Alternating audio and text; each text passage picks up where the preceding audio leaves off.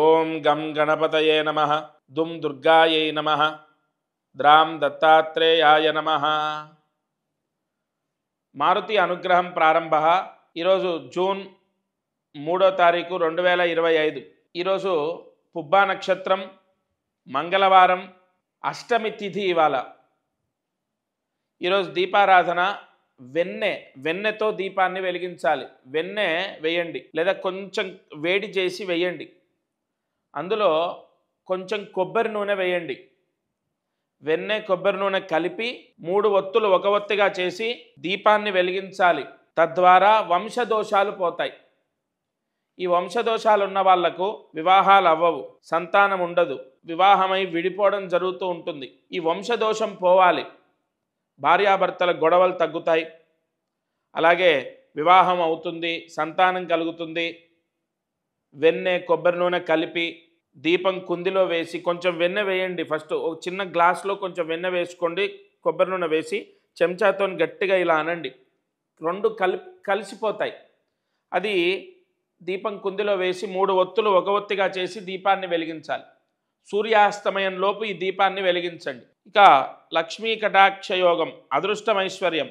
ఇవాళ 12 రాశులకు సంబంధించి పరిహారాలు నేను చెప్తాను ఈ జ్యేష్ఠ మాసంలో. అయితే ఇవాళ పరిహారం చేసుకోండి. ముహూర్తాన్ని బట్టి మేషరాశి, వృషభ రాశి ఇలా ఒక్కొక్క రాశి చెప్తాను. ఇవాళ మొట్టమొదలు మేషరాశి వారు ఈరోజు చేయవలసిన పరిహారం.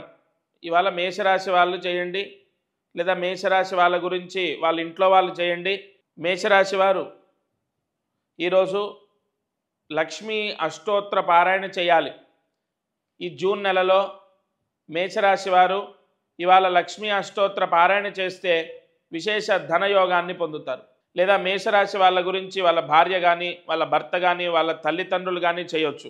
ఈ పరిహారం ద్వారా లక్ష్మీ కటాక్షాన్ని పొందుతారు. ఎందుకంటే ప్రత్యేకంగా కొన్ని రాశుల వారికి కొన్ని నక్షత్రాల్లో కొన్ని పరిహారాలు సిద్ధిస్తాయి. అటువంటి అద్భుతమైన పరిహారాలు ఇప్పుడు మనం ప్రారంభం చేస్తున్నాం. ఇవాళ మొట్టమొదటి చెప్పుకున్నాం లక్ష్మీ అష్టోత్తరం.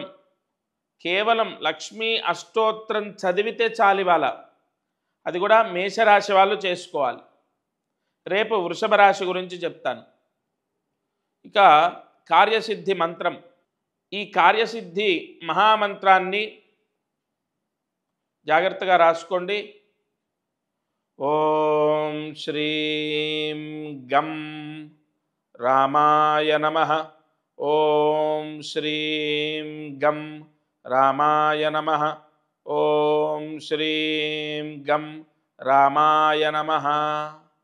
ఈ మంత్రం ఏదైతే ఉంటుందో ఈ మంత్రాన్ని, ఈ శ్రీం గం రామాయ నమః అన్నటువంటి మంత్రాన్ని 12 సార్లు రాసి 108 మార్లు జపిస్తే ఆస్తి గొడవలు ఏవైనా ఉంటే తొలగిపోతాయి. రావాల్సిన ఆస్తి ఉంటే ఆ ఆస్తి మనకు దక్కుతుంది. తల్లిగారిది కానీ, తండ్రి గారిది కానీ ఆస్తి ఉంటే అది మనకు తప్పకుండా ముత్తాతల ఆస్తి, లేదా తండ్రిది, లేదా తాతగారిది, లేదా అమ్మమ్మ, లేదా అమ్మది ఆస్తి ఏదైనా మనకు వచ్చేది ఉంటే వస్తుంది. తప్పకుండా ఈ పరిహారాలు ఆచరించండి. ఇది వాళ్ళ మారుతి అనుగ్రహం కార్యక్రమం. సర్వే జనా సుఖినో భవంతు. దత్తార్పణమస్తు.